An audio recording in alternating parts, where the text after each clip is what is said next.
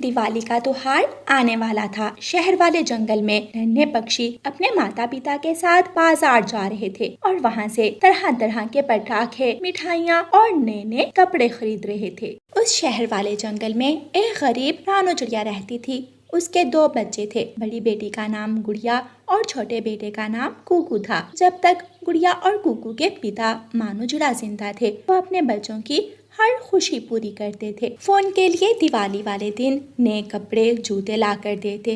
वो दोनों अपने पिता के साथ मिलकर फूल झड़ी जलाते। लेकिन पिछले ठंड के मौसम में बहुत ज्यादा काम करने की वजह से उन्हें बुखार हो गया था, जिसकी वजह से वो चल बसे। मानो चिड़े के जाने के बाद घर के हालात खराब हो गए। अब रानो चिड़िया दूसरे पक्षियों के घर काम करती थी। गुड़िया और कुकू, मैंने रोटी बना दी है, आप दोनों मेरे काम पर जाने के बाद वो खा लेना। आज भी सूखी रोटी? मैं तो रोज रोज ये खाकर तंग आ गया हूँ। मम्मा, मेरा तो आज पराठा खाने का मन है और उबला हुआ अंडा भी, और मेरा चाय पीने का भी मन है। कुकू भाई, मम्मा इतनी मेहनत से हमारे लिए खाना बनाती है और हमारी मम्मा के हाथ की सूखी रोटी भी तो इतनी मजे की होती है। बड़ी बेटी गुड़िया समझदार थी, वो घर के हालात जानती थी। लेकिन छोटा बेटा कुकू अभी सिर्फ जिद करता था। खिलाऊंगी खिलाऊंगी, मैं अपने बच्चों को आपकी मनपसंद चीजें खिलाऊंगी। मैं ढेर सारा काम करूंगी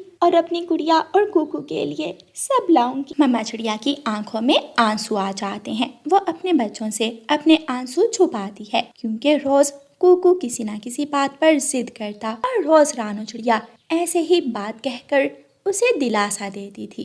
रानो चिड़िया काम पर चली जाती है।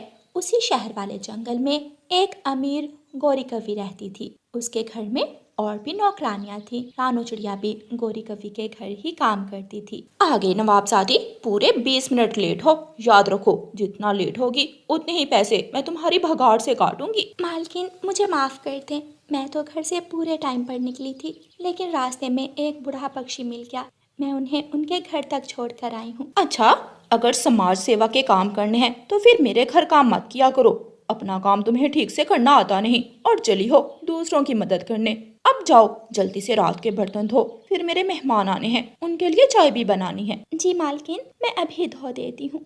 फिर रानो चिड़िया बर्तन धोने लग जाती है। गोरी के बर्तन भी इतने महंगे थे। बेचारी रानो चिड़िया बहुत संभाल संभाल कर बर्तन धोती थी कि कहीं कोई प्लेट नीचे गिरकर टूट ना जाए। रानो चिड़िया बर्तन धो लेती है और फिर रसोई में चाय बनाने जाती है। वहाँ पर